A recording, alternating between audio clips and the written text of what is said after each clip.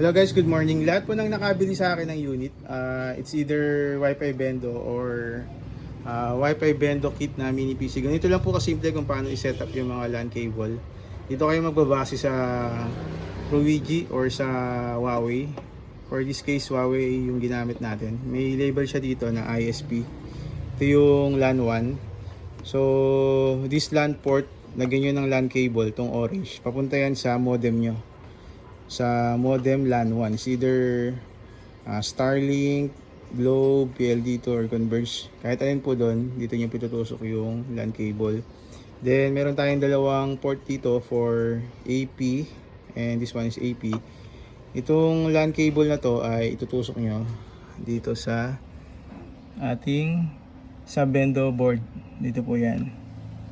Then yung natitirang access point port, pwede nyo lagyan ng additional access point or pwede maglagay pa kayo ng switch hub para sa mas maraming outdoor access point.